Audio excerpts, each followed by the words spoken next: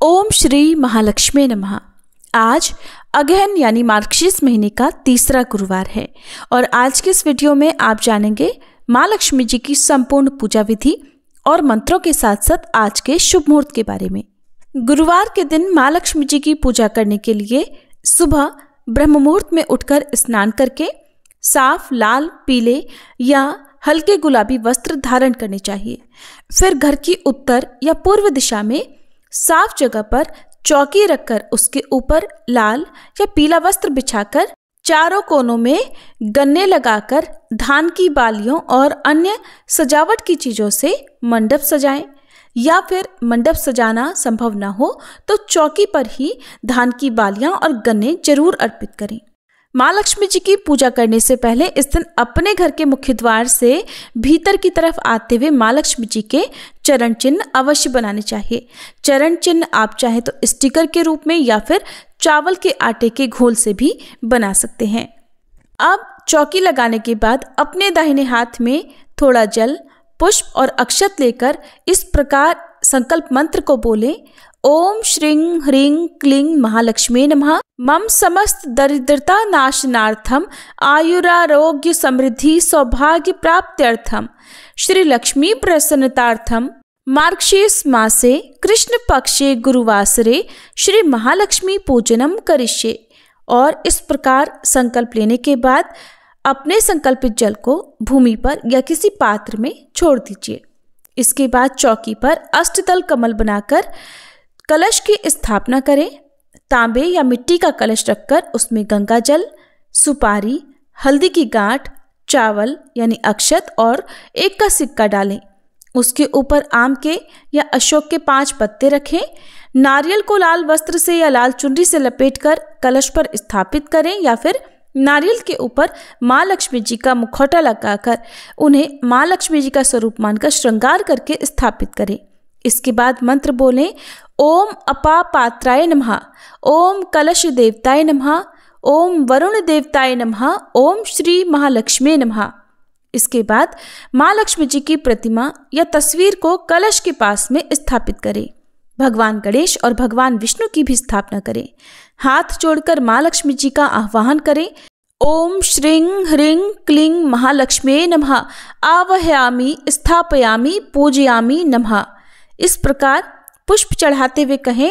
हे मातेश्वरी, हे माँ लक्ष्मी, आज मार्गशीर्ष गुरुवार के पावन अवसर पर आप हमारे घर में विराजें और सदा स्थायी निवास करें। इसके बाद हम पंचोपचार विधि से यानी गंध, पुष्प, धूप, दीप, नैवेद्य से माँ लक्ष्मी जी का पूजन करेंगे। तो पंचोपचार विधि में सबसे पहले गंध अर्पण करते हुए कहें। गंध के रूप में आप माँ लक्ष्मी जी को इत्र या लाल चंदन अर्पित कर सकते हैं और इस प्रकार से कहें। ओम श्रीं ह्रीं क्लीं महालक्ष्मी नमः गंधम समर्पयामि। दोनों हाथों में इसके बाद लाल पुष्प लेकर माँ के चरणों में अर्पित करते हुए कहें, या तो कमल का पुष्प हो तो कमल अर्पित करते समय कहें। ओम श्रीं ह्रीं क्लीं महालक्ष्मी नमः पुष्पम समर्पयामि। अब धूप दिखाते हुए कहें। ओम श्रीं ह्रीं क्लीं महालक्ष्मी नमः धूपम समर्पयामि। प्रज्वलित दीप माँ को अर्पित करते हुए कहें।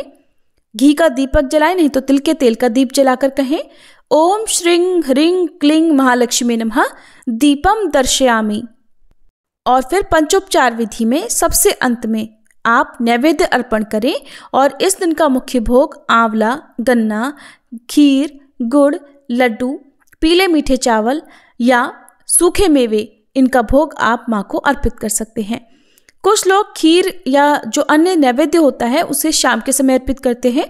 सुबह के समय केवल फल, मिठाई या मिश्री आदि का भोग लगाते हैं। नैवेद्य पूजा में सबसे अंत में अर्पित किया जाता है और नैवेद्य अर्पित करने से पहले आप माँ लक्ष्मी जी की व्रत कथा का श्रवण करें।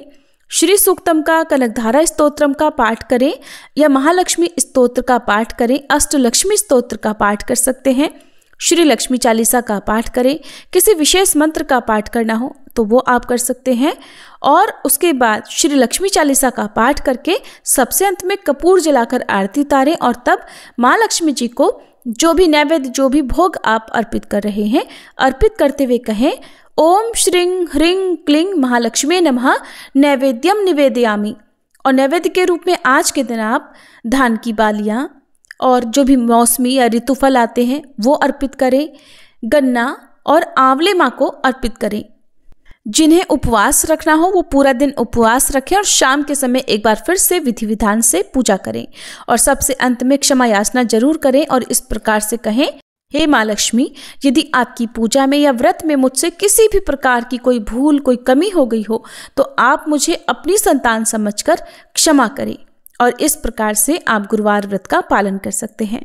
शाम के समय आप जिस भी प्रकार का फलाहार करना चाहते हो उसका एक हिस्सा गौ माता के लिए और एक छोटी कन्या के लिए निकालकर उसके बाद आप प्रसाद रूप में ग्रहण करें।